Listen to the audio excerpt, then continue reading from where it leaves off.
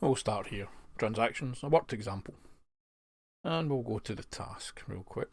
So consider the three transactions and the schedules S1 and S2.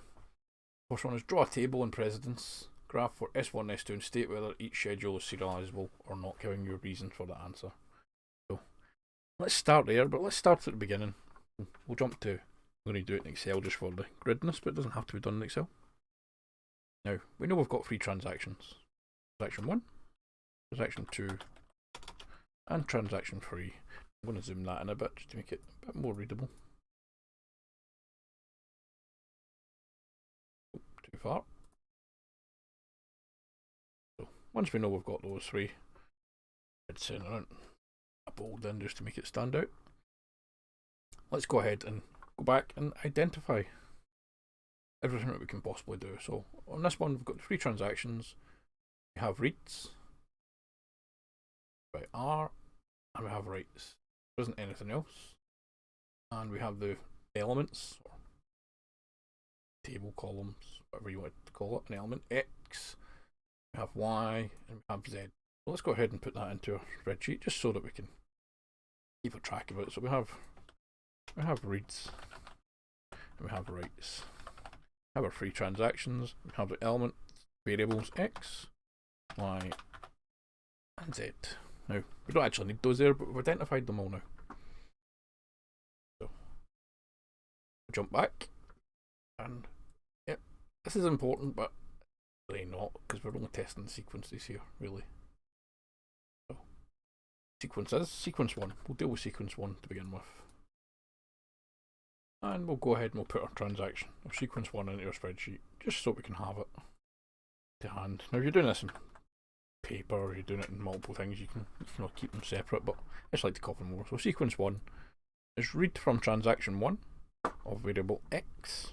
So read X in transaction 1. See that here. Yep. And then it is read to variable Z. So read transaction 2 variable Z, and read X from transaction 1, and then write transaction 3, write X, and it's read 3 Y, read transaction 3 variable Y, write transaction 1, write transaction 1 Y, write transaction 3 Y, write transaction 3 Y, read transaction 2 Y, read transaction 2 Y, write transaction 2 Z, write transaction 2 Z, and write 2 Y, write transaction 2 Y. Now, we now have our whole sequence into the transaction table, so we should go ahead and create our graphics, because we've got the different types, but we'll add in the circles just now. So I'm going to go ahead and add a shape. Oh, not a square.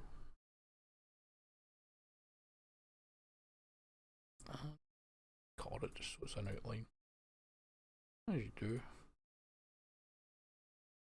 And we'll make 3 of these. Got the 3 transactions. Transaction 1.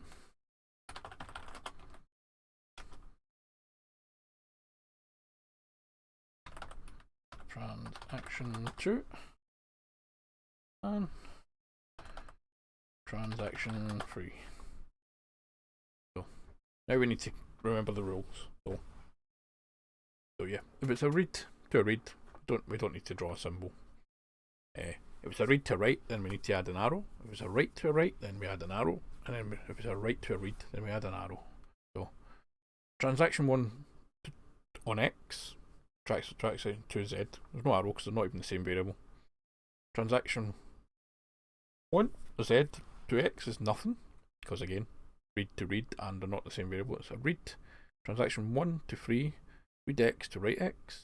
So that is a read to a write on X. We need an arrow. So we'll go ahead and we'll add the arrow.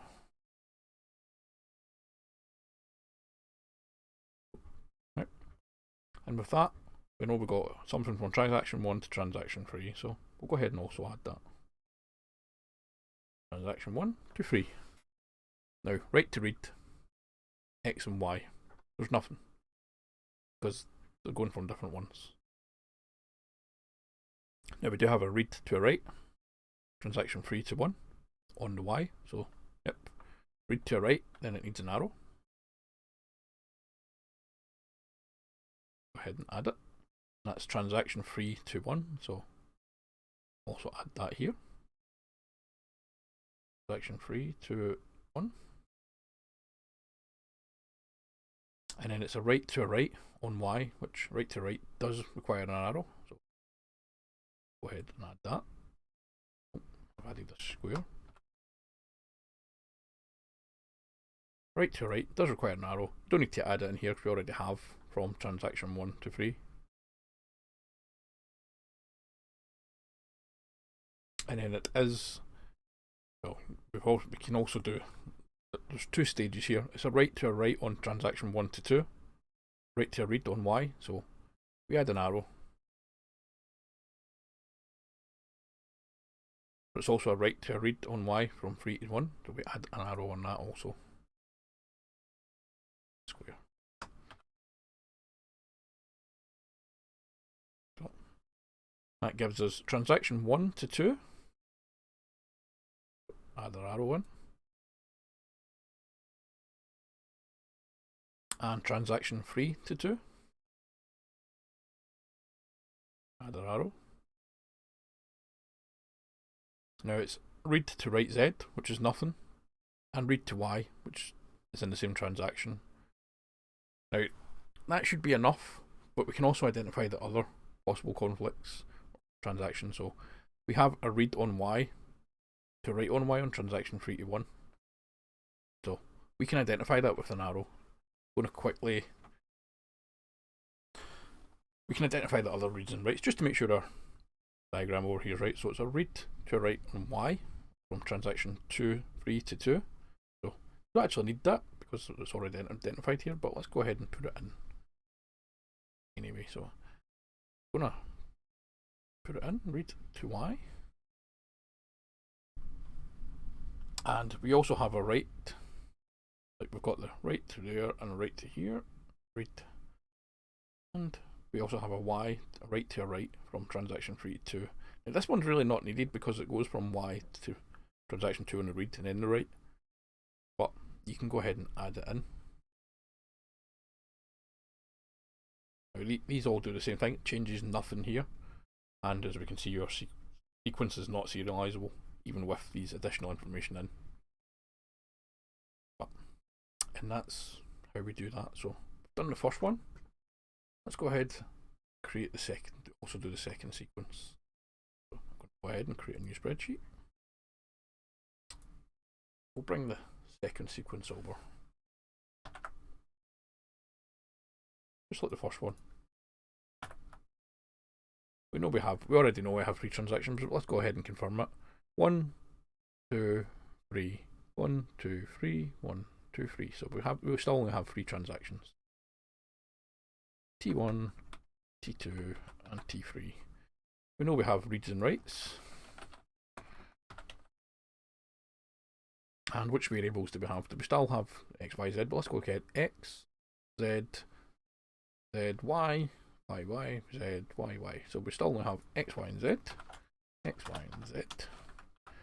So that's quite good that way. That nothing really changed on that front. Go ahead, bold, and center our table, and zoom it in a bit just to make it easy to see. So our sequence only has these, so let's go ahead and fill it in. So it's read transaction 1X,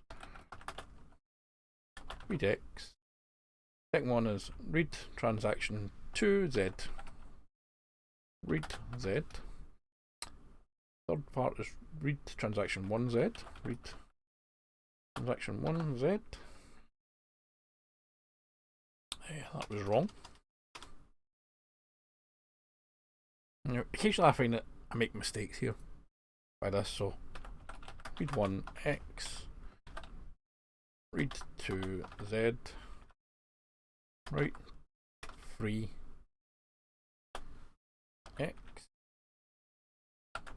1 Z, read 2 Y,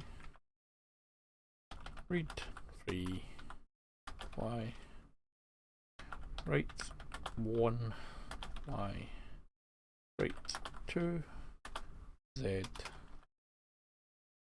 write 3 Y, oh,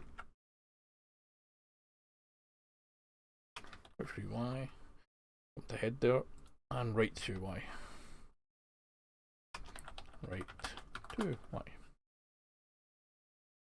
So we have read 1 X, read 2 Z, write transaction 3 X, write X, read 1 Z, read 1 Z, oh, don't need that, read 2 Y, read Y, read 3 Y, read 3 Y,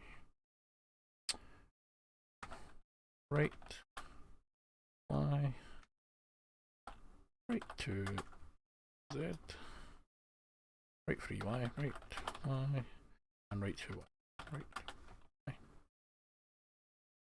So we are now there, and we follow the same rules. Read to read, fine. Read to write, it's an arrow. And it all depends on the variable. So read to Z, 2 reads. So we automatically discount it, but it's 2 different variables in it. So transaction 1 to 3 is a write, so it's a read to a write. So we need to draw our little arrow again. Read to a write on X. And it's write to read Z, which is fine. So we've got a write to a read, but it's a Z, so it's not really marked. And then we have read to read Y, not marked, read to read Y, Y. Again, read to read doesn't matter. And it's a read to a write on Y, which does matter. And we have to mark it. So let's go ahead and mark it. Yep. And at this, on this one, if we step back just a moment and go back and check, we have a read Y to a write Y from transaction 2 to 1. So let's go ahead and mark that also. Okay. And from there, we can move back down. It's a write Y to a write Z, different variables, so not marked. A write Z to a write Y, again, different variables, shouldn't be marked. And it's a write Y to a write Y, so we should be identifying that. Go ahead and identify it. At that point, let's go ahead and draw our shapes. Just going to leave them as blue this time, and write on.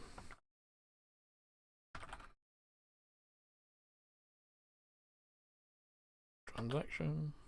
I'm not going to put a number on it yet because I'm going to copy it. 1, 2, and transaction 3.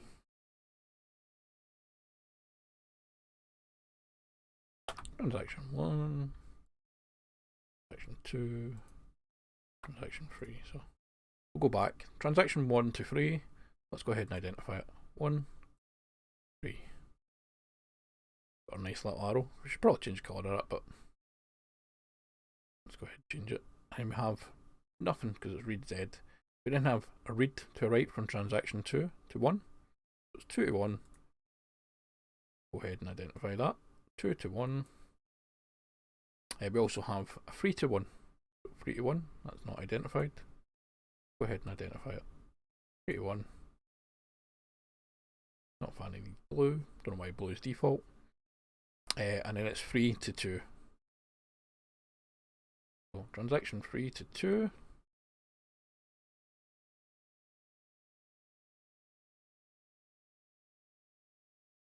And we have none else because we've got 3 to there. And I suppose, yep, if we go ahead and we just go back, we've got a read to a write from transaction 2 to 3. So we can go ahead and mark that because it's on the Y. If I've got 3 to a 2, we've already got 3 to 2 identified, so we don't need that.